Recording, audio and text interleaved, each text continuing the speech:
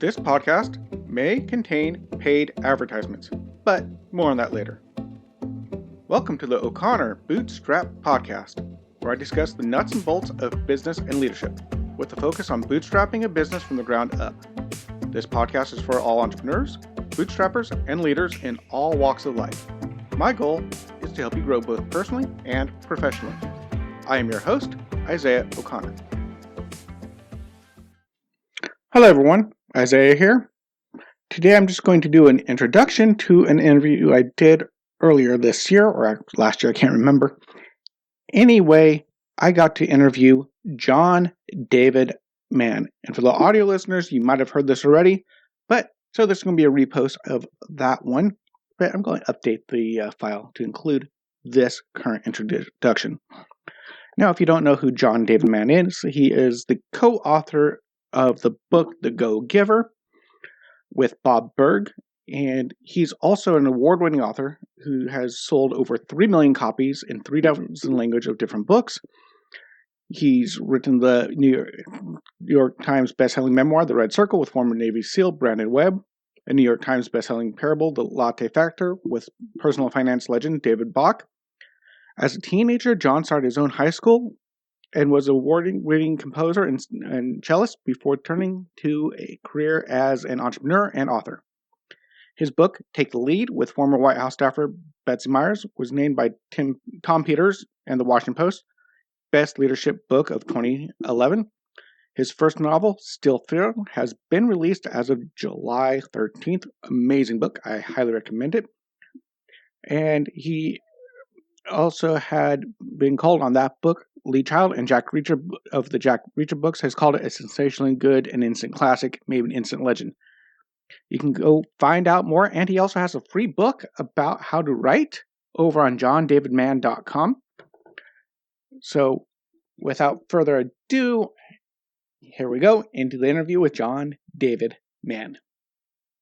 Thank you, John David Mann. Do you always go by John David Mann, or is it just John Mann, or John is fine? What do people If I'm being call you? on people usually call me John. On book covers, it's John David Mann, just to differentiate from the other John Manns out there. But yeah, John is fine. Yeah, it's like Winston Churchill. You know how he made most of his money? I do not. He was a writer. Ah, yes. A Nobel Prize winning writer. Mm-hmm. And apparently at the writing at the exact same time in America was another Winston Churchill. Oh. And he just said, I'm going to just put Winston Churchill America on my books. Didn't work probably. Yeah. So no one heard of the other guy, though. So, of course, he didn't save the free world. So I guess there's that. Yeah. Anyway, welcome to my little podcast here. It's a podcast for businessmen, bootstrappers, entrepreneurs, leaders. Yeah. And the Go-Giver series is a perfect series for that. I've only read The Go-Giver, or listened to, I should say, The Go-Giver, where I've heard your voice and my mind just completely blanked. Bob's. Yeah. It's been a long day today. So I got up at 5 o'clock this morning to go to work for a little bit. Then I had a meeting at 12. And then I wound up getting a surprise job interview right after that. Because I need to make some cash there, since, as I discussed with you earlier, and for anyone who hasn't heard lately, COVID's been a little bit rough on the balloon and entertainment industry. So finding another job. So a little bit tired, so do bear with my rambling on today. But I talked to Bob. Bob's a great guy, by the way. I've been on an author streak here. I first talked to Bob. Then I talked to Rabbi Daniel Lapin. And then I got to talk to the guy who inspired the whole deal, which is Dan Miller. 48 Days to the Work You Love. Yeah, not familiar, but go ahead. Yeah, great book. And there's one uniting thread here. They're all friends of Dave Ramsey. So it's been a business person, and Bob did a really good job of explaining the Go-Giver you can tell it's his passion. He's really excited about it. He runs the Go Giver Facebook group and page, and that's his thing, which I really like.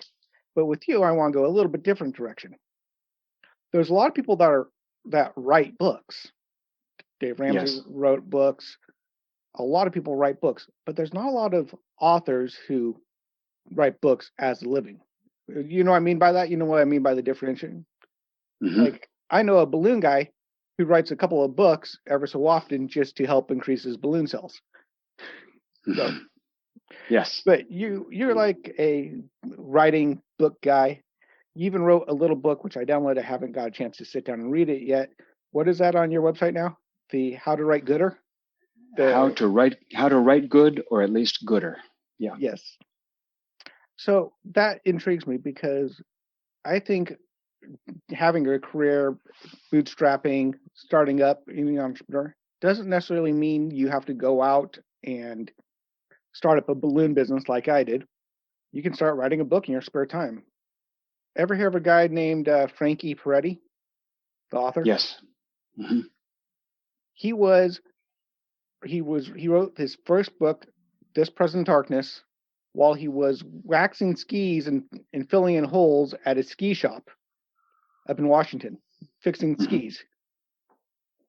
And then after it got published and it got a little bit of notice, all of a sudden he got a call from the publisher and said, by the way, how much do you need to write us a sequel and just live and do nothing but write that sequel? And you're like, what? And they just paid him a huge advance on that book, which obviously was a smart move on their part. And he went from being a part-time author and a full-time ski fixer to an author who has wrote many, many books from then on out. And I've read a lot of them. And he's just an amazing author, especially in that genre. I really like him. Yeah. So how did you get started? How's that for a first question? How did you first get started into writing? Was it in high school? Was it a kid? Was it later on? Writing was always around me. My parents were both teachers. My dad was a music professor and a conductor. But he was an academic as well as a performing musician. So he was correcting grad papers, and there was a lot of literature around my house. My mom was a history teacher. She's a playwright. She wrote and produced original plays with her school kids. So there was always a lot of kind of different aspects of writing going on around my house. But I honestly never set out to become a writer. It wasn't like I said, I'm going to do this as a writer. I never went to school to be a writer. My career has kind of zigzagged like a slalom course, a whole variety of ways, often bewildering to my parents, sometimes bewildering to me. I started out as a classical musician, played the cello, composer. While I was still in high school, some friends and I started our own high school because we had a burning interest in education, and the schools where we were enrolled at the time were pretty dull places. And we started that school, and it was quite successful. So I was kind of in education. From there, I got involved in nutrition and health, and everywhere I went, every sort of area I got involved in, I was always the guy who ended up editing the newsletter, or editing the poster, or editing the article for the magazine, or whatever it was. So I was doing I was doing a lot of editing, and eventually, I got involved in business as sales, and in that sphere, I helped found a couple of magazines, and was the editor. Did a lot of editing with the magazines. So for years, I edited other people's stuff, and sometimes I even recommend that. People say, how do you get started? It's good training to be a writer. Obviously, you can go to school. There are all kinds of fantastic online courses. I have some I recommend. There are lots of ways to become skilled, to refine or hone the skill of writing. Editing other people's stuff is a great way to do it, because it's other people's stuff. You don't have any emotional attachment to it because you didn't write it. So yeah, you kind of get to practice the craft of making something better, without the angst you suffer at deleting your own stuff and changing your own stuff. So I did that for years. Yeah, exactly. I did that for professionally for over a decade, and then kind of moved into. I was actually planning to be a screenwriter. That was my my big plan for myself.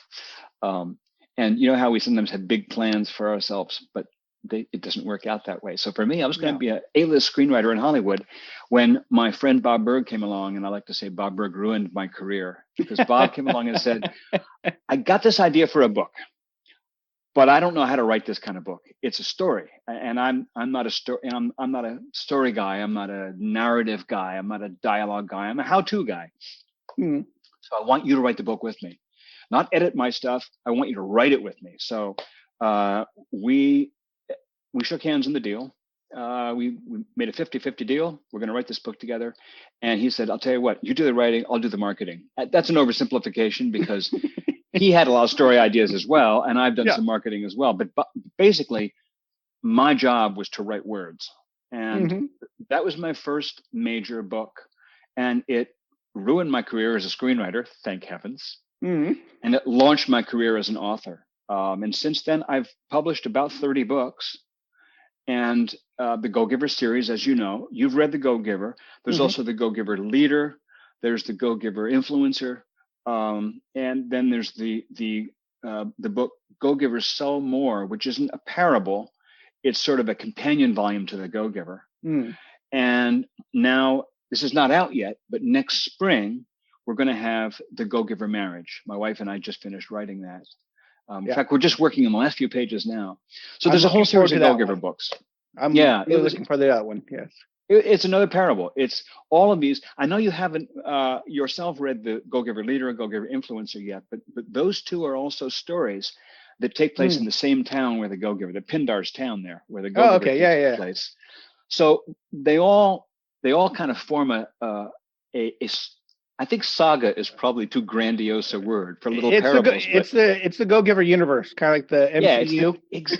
Exactly. Yeah. It's the Go-Giver universe. It's, like the Lord of the Rings universe or the Star Wars universe. It's the Go-Giver universe. And the Go-Giver Marriage. Oh yeah, sorry. The Go-Giver Marriage also takes place in that same universe. Some of the same characters come back, and there's some new ones. And so we're looking forward to that. You're going to say? Just as an aside, you were talking about your dad grading grad papers and stuff, and we're talking about books and authors, and I'm just thankful for one guy who was grading papers for extra cash, a college professor. You'll probably figure out who this is. And he was a long day of grading papers just to make the extra cash he needed to support his family, and he came across a blank page. And so, do you know what he wrote on that great blank page? I do not know. In a hole in the ground lived a hobbit. And then he just dropped it from there, and he kept grading papers, and that's J.R.R. Tolkien. There you go. Started Lord of the Rings. Funny how we got started. Yeah. Just random blank paper in the grad thing. He's like, I'll just write a note. But it was so obviously it was already like stirring back in his brain somewhere, waiting for a crack in the wall to pop out. You never know what's going to ruin your career. I just want to say to people that, by the way, I think that not everyone is destined to be a writer. Obviously, it's not. Everyone has their own gifts. Everyone has their own path. Everyone has their own.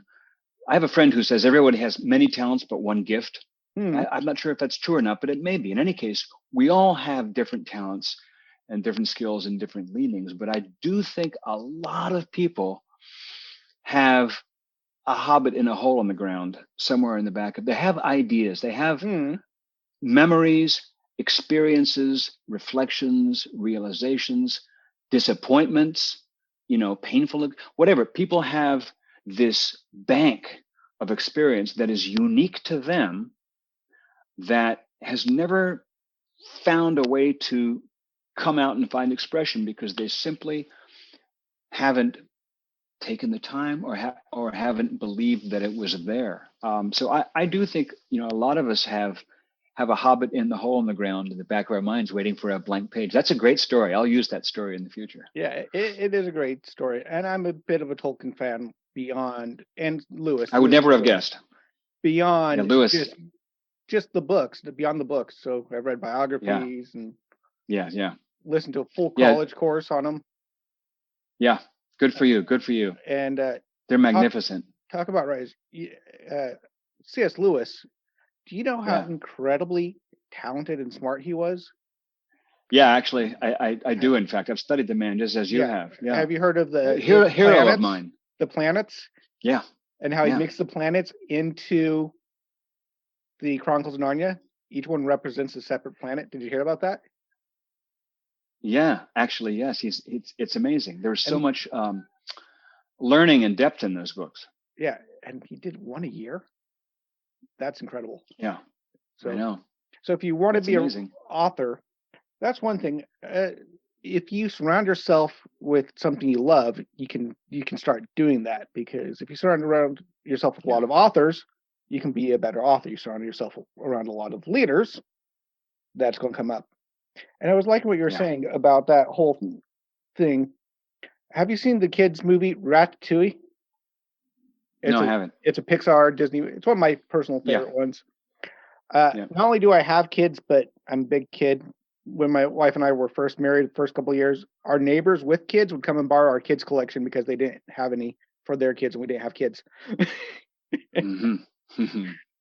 But the whole thing of that one, it's the rat that cooks. And the beginning of it, the main chefs, small spoiler, he dies, but he inspires the rat to cook. He says, anyone can cook. And of course, the food critic says, not anyone can cook. And he was really harsh on it. But you watch the story, the moral of the story is everyone can cook, but you don't know exactly where greatness will come as a cook. So anyone, you can get greatness from a rat cook, and of course the film, because I don't think a rat today would be a great cook. But point being was, you never know where that little germ, where that little hole in the ground of the Hobbit. Everyone can write a book. That balloon guy said, he says, write a book. It's great for marketing. It doesn't take much to write a small book. Then again, my mom just wrote a book, and her first try, it's being published. So, but she's also introduced me to Lord of the Rings, and she read a lot of C.S. Lewis and Frankie Peretti and stuff. So I wonder how that works. I actually got to be a beta reader. Do you ever use a beta reader group? Yeah, I do sometimes, yes. Yeah, so I got to be a beta reader on a little fantasy novel, and he picked me because I read Tolkien and Lewis and fantasy and sci-fi and all these books. He's like, yep, you're the type of guy I need. So, no, that's really cool how you got started. And why you got started? Was it like Frankie Peretti? I'm sure you didn't just stop and completely, and I'm going to write a book now and no income for now until we write this book and get it published. How'd you go from working with Bob and getting a book published to being an author who now has your full-time income as an author from your books, right? So how'd you go from, because that's kind of the bootstrap thing. A lot of people start writing books in their spare time.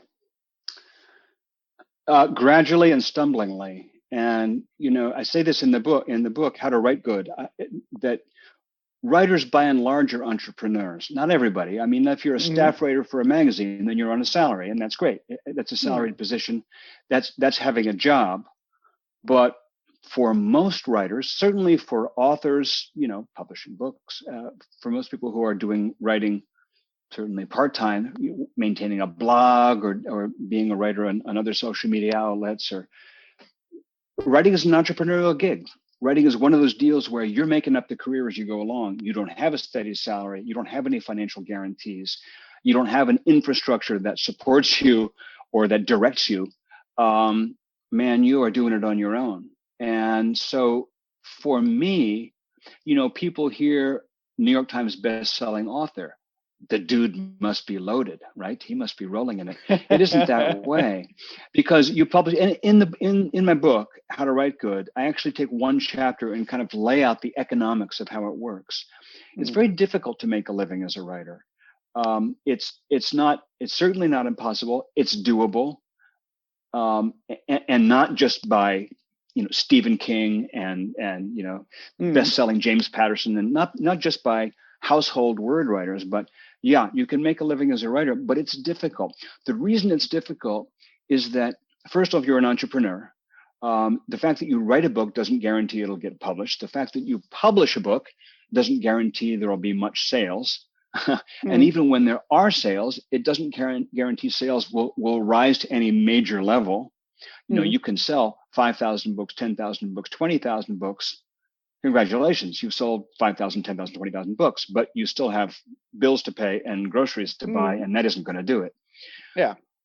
And a lot of people sort of have the assumption or the belief that if you get a publisher, like a mainstream publisher, that they will handle marketing the book.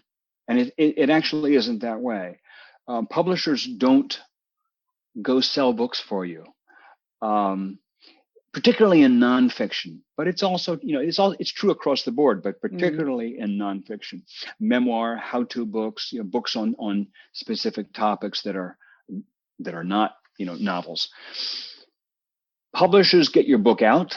They will do some positioning. Maybe they'll place it in bookstores. Maybe they'll take out a few ads. They'll kind of set it up in the world. They'll create the channels, but they don't drive the sales. It's not what a publisher is set up to do. If you're an established best-selling author, then yes, the publisher will bring in whatever big guns they can to just move mountains and make it happen. Yeah. But that's because you already created the buzz. You have to create the buzz. You have to create the readership. You have to create the market. So you asked, how did it go for me? I said, stumblingly. It went very gradually. And honestly, so I've been writing books now. I've been publishing books for only about 12, 13 years. 2008 was The Go-Giver. I published a book in 2007. So Go-Giver was my second book. For most of those years, writing hasn't supported me, not entirely. It's steadily coming along. But I have written books, for example, where typically a publisher will give you an advance. You write a book, if the publisher gives you an advance, which may be anywhere from $5,000 or $10,000 to six figures. It depends, but typically it's not that big. And when they give you an advance, it's typically broken into 4 pieces, paid out over time. Some of that advance you may actually receive after the book is published. It's like, I don't know how that's called an advance, but it is.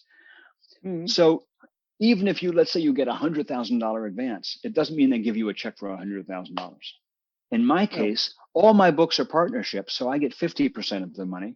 So take 100,000, peel off 15% for your agent, which you want, split the rest in half, then divide that into 4 pieces because they dole it out in four installments. And all of a sudden, you're not getting $100,000, you're getting $10,000. And if you want to try to live the whole year on $10,000, then you're not living in the world that I live in. And that's also after Uncle Sam takes a bite. That is true. That is absolutely true. So the bottom line is, it's been a slow and financially difficult climb for me. It's good. It's a good life. It supports me now, and I'm really, really happy with it. But it is far from automatic. It takes like any entrepreneurial adventure. It takes a lot of consistent discipline, and you absolutely have to have a passion and love for what you're doing, or you'll get discouraged way too soon. And there's a dirty word in there. Yeah. Discipline. Very dirty word. It's a funny thing about discipline. I grew up playing the cello. That was my first real career. And before it was a career, obviously I spent many, many years learning how to play the cello as a kid. I would play for hours a day.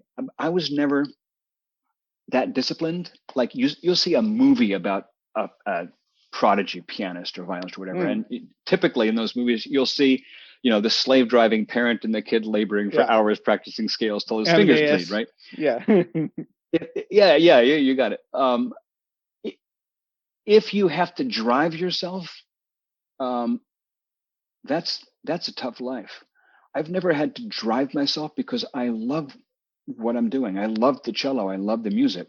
So my discipline means, I'll tell you what my discipline means for me. When I was a teenager, I used to go to parties with my friends.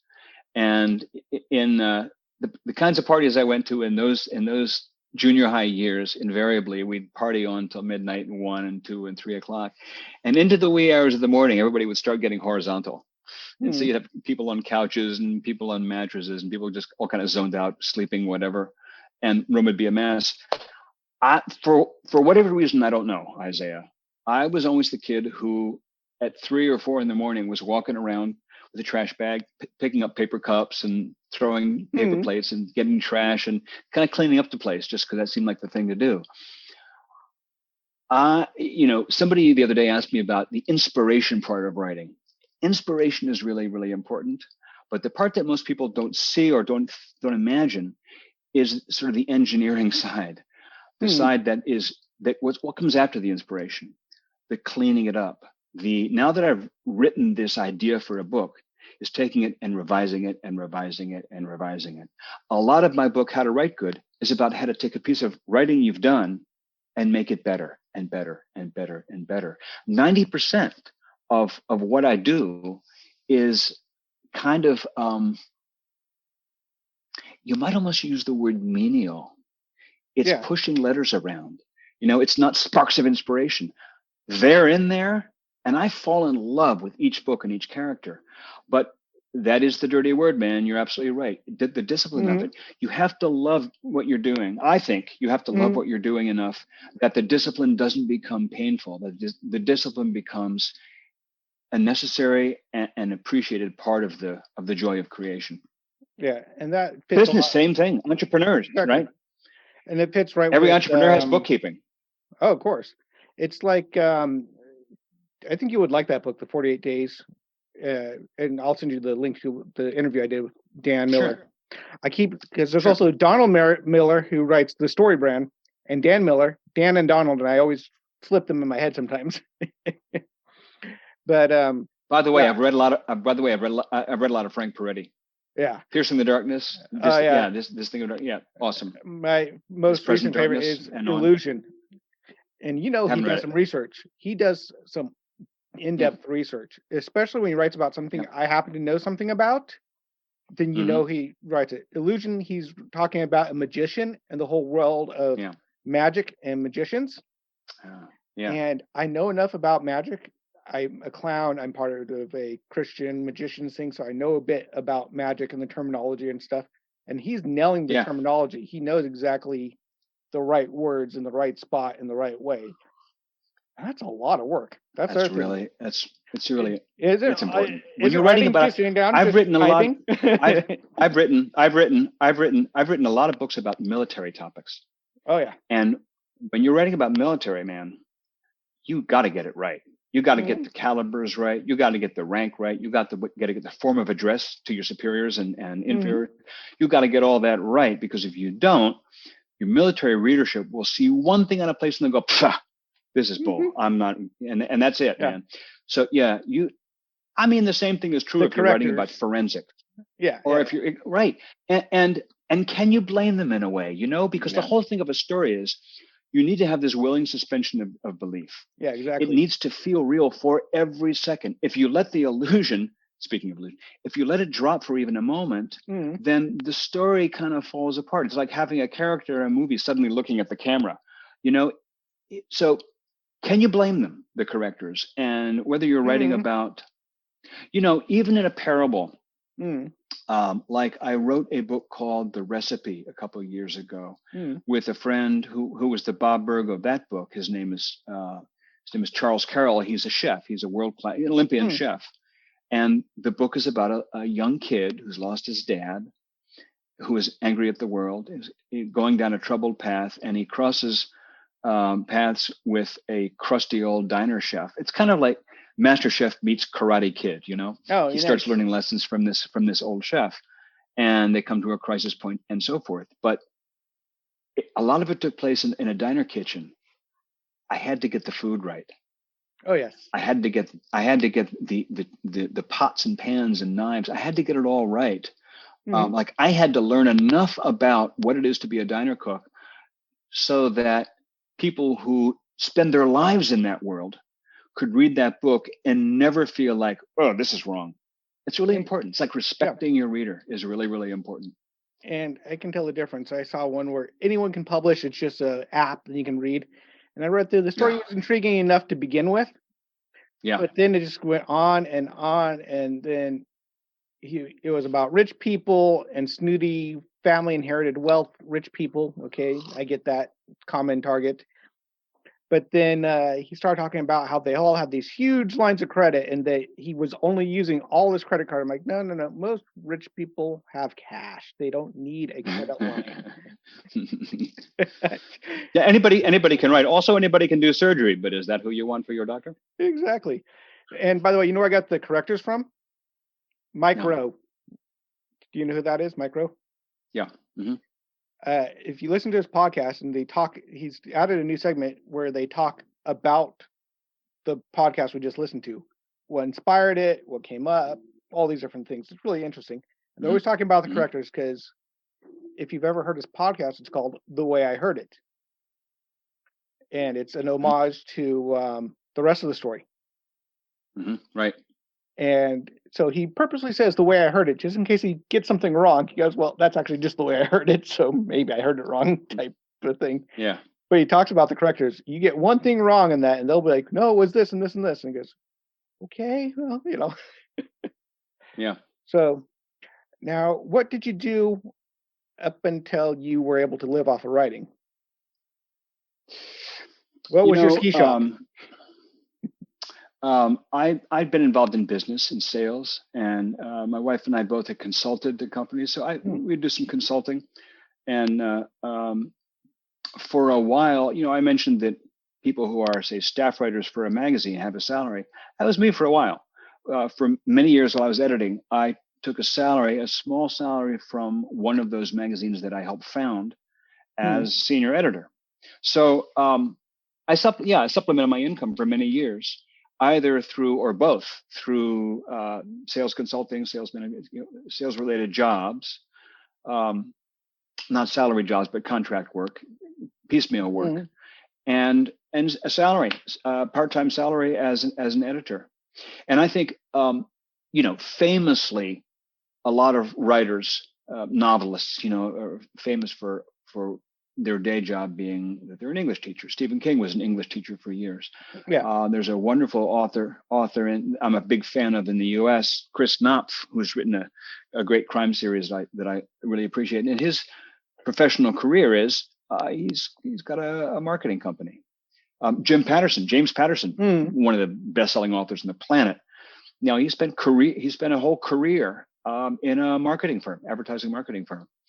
So a lot of writers, interesting. Here's an interesting example of somebody who would answer your question in the most fascinating way. Adrian McKinty, who wrote a book, his breakout book, which I think came out 2 years ago, and it was one of the it books of the year. Everybody was talking about it. A book called The Chain. The story of The Chain was simple. It was like a chain letter. You get a phone call. Your daughter's been kidnapped, and you'll see her again when you go kidnap somebody else's daughter. And the chain goes on. If you break the chain, you never see your kid again. Terrifying, horrifying. Don Winslow called it Jaws for parents. So it was it was a huge phenomenon. But here's the thing: McKinty had been writing great books for years. He'd won awards for his books. He just wasn't selling a lot of copies. Couldn't live off it. So the story goes, and he was from Ireland, and he was living in the States. He'd moved down to Australia for a while. At this point in his life, he was driving an Uber to make ends meet for his family, and finally wrote one night on his blog, "I'm throwing in the towel. This writer thing is not working for me." And Don Winslow, a very famous established novelist, read this and said, "This guy's too talented. We can't let him go," and persuaded his agent to call up McKinty and say, you got to write us a book that we can publish in the States. Anyway, he was on the verge of quitting because he couldn't get his writing to support him. And he's a phenomenal author. So, it just highlights the fact that writers are entrepreneurs. And most successful novelists, certainly short story writers, which is even tougher hill to climb, make their income somewhere else until that point where they break through, deep enough to support themselves. I mean, I even started this podcast, starting writing a blog, and when the podcast started taking off, the blog kind of went to the wayside because it is hard. Yeah. And when I write the blog, I look at it kind of like who was it, Michelangelo had said the statue's in there, I just have to cut away the rock. Mm-hmm. Writing is a lot like that. Yeah. You just Yes, spit out your first draft and you throw everything on that page, and like, that's really too long and that doesn't sound good. Let's go and cut this word out. Oh, this is great here, not great there. Let's switch those. And I just, with two kids running around the house and having to sell balloons and everything else, it just was getting too slow to do a blog, because the one thing I think you can probably help me with this. This is just an idea I just had. The shorter amount you write, the more you have to write to keep it up. So like a blog, you have to keep it up on a fairly consistent basis. And even now, you can't just stop and just collect royalties the rest of your life. Eventually, you're going to have to write something new to get people going again. Yeah. I'm thinking you have to keep up on it to some degree. You can't just stop. Yeah. I mean, I think it applies pretty much to any form of writing, unless you're Harper Lee and you wrote To Kill a Mockingbird. Yeah. And you never know. It's like, of course, I'm guessing, have you read Jim Collins' Good to Great? Yeah. Jim Collins, yeah. Yeah, the whole idea of the sudden overnight success taking 15 years before that. It's so typical of all entrepreneurs. Writing, same thing. Yes. You write again and again and again. And matter of fact, the guy I did the beta reading for, he said he wrote several novels and then he went through them and said, these are crap. he himself. So he put that aside, tried again, put that aside and tried again until it came up to his standards that matched his type of novel that he liked. And then he published that one. And it's done fairly well. Of course, he has a big YouTube channel and he's got a large fan base there, which went immediately over and bought the book and spread the word really quick. And it promotes it on his channel, which is good. But it wasn't a sudden overnight success. He wrote 2 or 3 crap novels that he said they're just awful. These are horrible. And I was writing more and everything else. But it's never a sudden overnight success. It's like a lotto millionaire. If you're an overnight success, you're usually an overnight failure too, right behind it.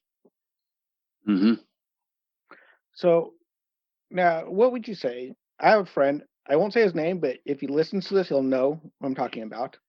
He's working as a corrections officer at a correctional facility, but he also likes to write.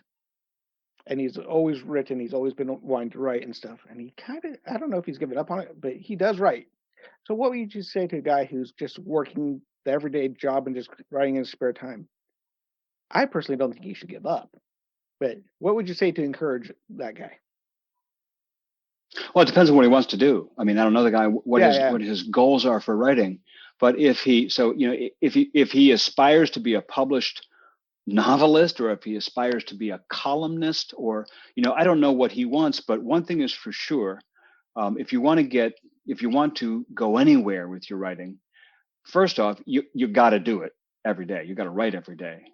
It doesn't have to be hours, obviously, but it has to be some time every day. You've got to be writing at least a half hour a day, hopefully more than a half hour, hopefully an hour or 2 hours a day. And the other thing is, you have to have a commitment to not just writing, but writing and then improving your writing, making the writing better. My definition of a writer is not necessarily someone who's published or who earns an income in their writing. It's somebody who writes every day and has a commitment to making their writing better and works at that in earnest every day. So, one thing that's ancillary to that is to share the writing. I mean, you could write in your room and nobody reads it for years and get better, but it's much easier, or anyway, it's more accelerated. It's assisted by sharing your writing. That's one thing a blog is great for. When social media can be helpful for that. And I think short form writing, columns in newspapers, editorials in newspapers, newsletters, your own newsletter, a blog is almost like a newsletter. Short form publishing And by publishing, I simply mean putting a finished piece of writing, and the word finished is important, a finished piece of writing out there so that other people read it. Yeah, exactly. That's publishing. Even if you write a newsletter and share it with 5 people. Stephen King talks about the first newsletter he wrote in school, which was shared. Well, I guess it was shared with his classmates and the whole school. So maybe it was a few hundred people. But even if it was only a dozen people, it's a form of publishing.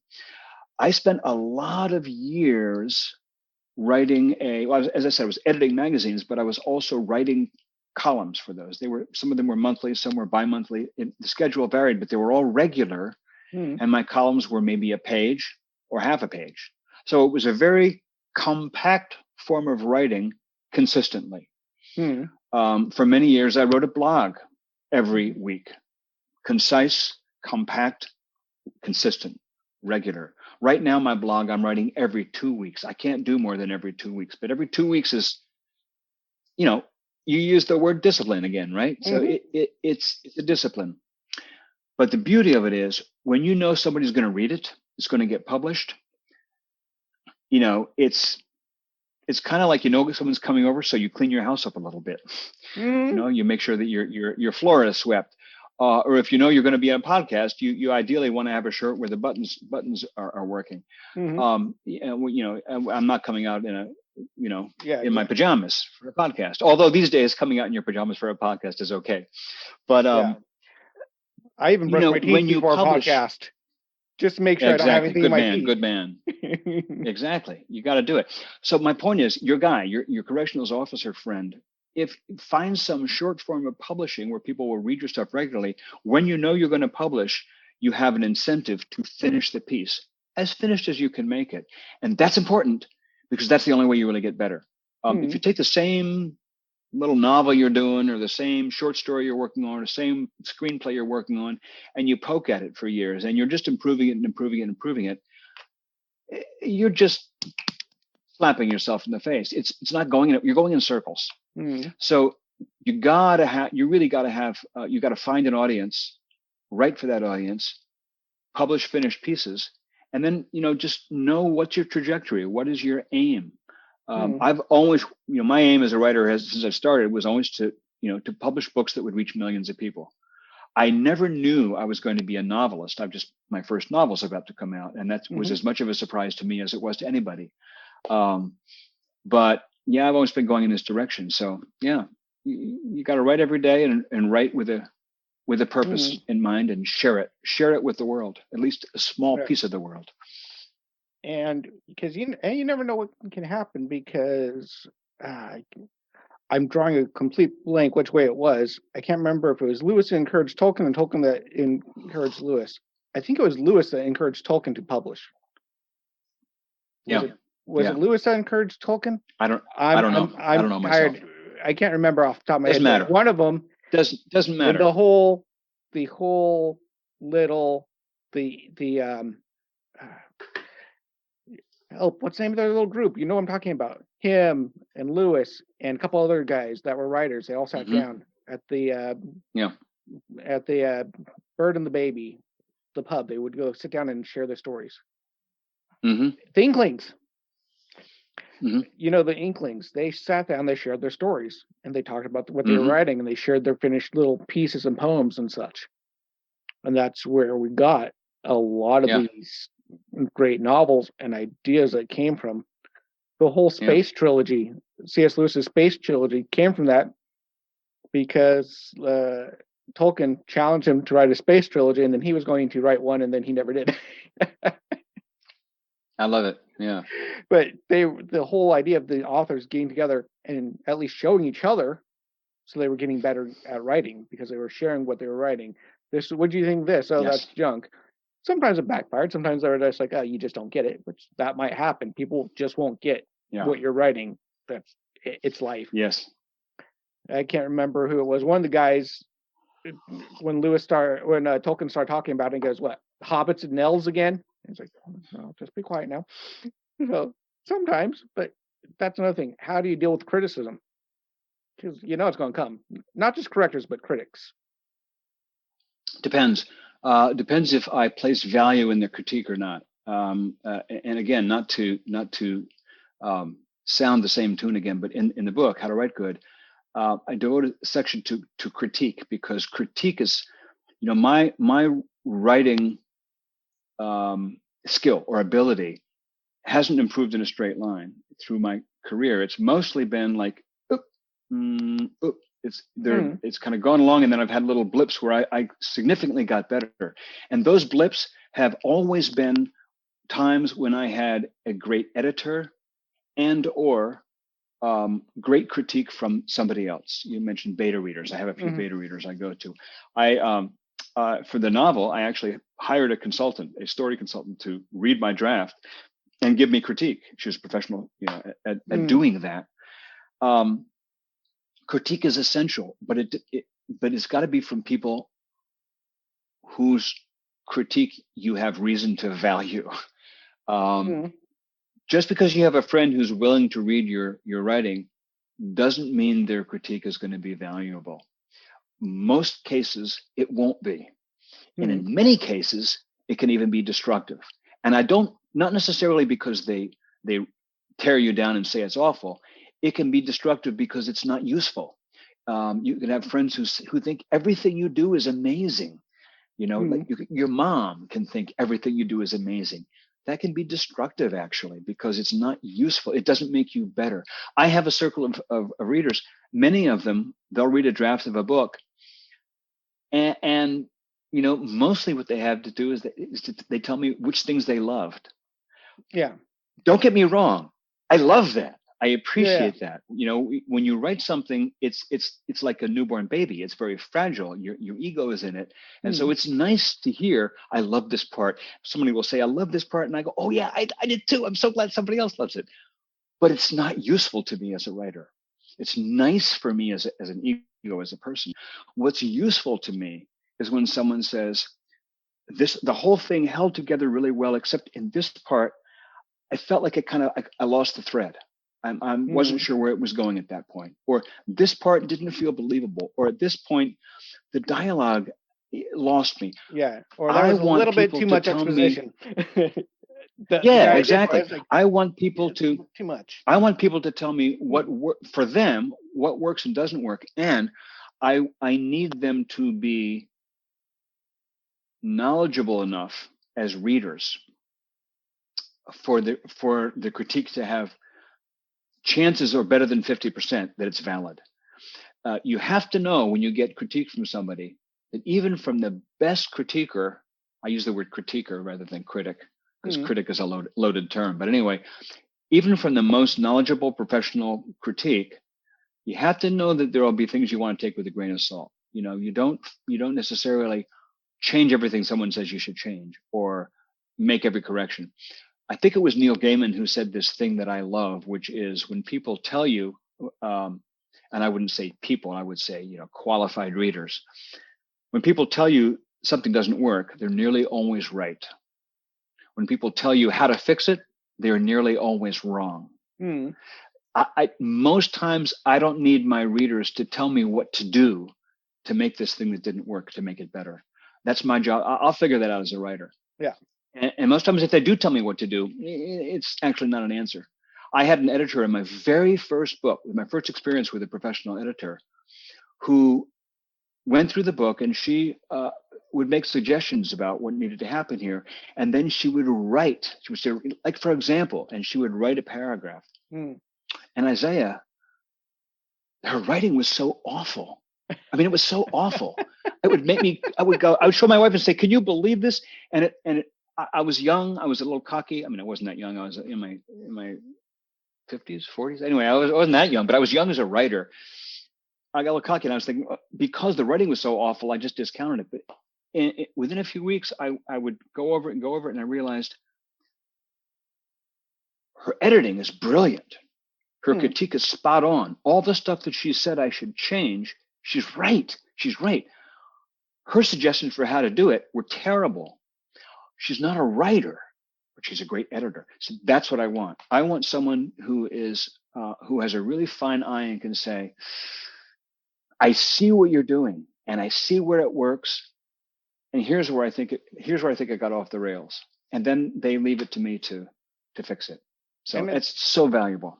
I think it's probably the heart of the person too, because there's a big difference between someone who's trying to be constructive and help you build something, rather than someone that just wants to tear it all down and burn it down because they have fun with it, or prove how much they know. Yeah, and it's kind of like reminds me of Rhinoceros Success, another one of Dave's must reads.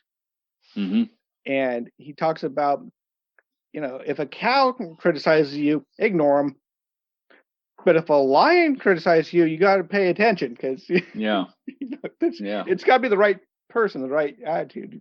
Another rhino warns you, then you really listen, kind of thing. And I'm trying to track him down, and get him on too, Scott Alexander. That would probably be a fun one. So we've been going for nearly 45 minutes or so, an hour almost now. It's been really fun. And I could keep going all night, but I'm sure my wife's going to be soon calling me. Are you done yet? Are you coming home? I need help with the kids. Yeah. I'm guessing you probably have kids, right?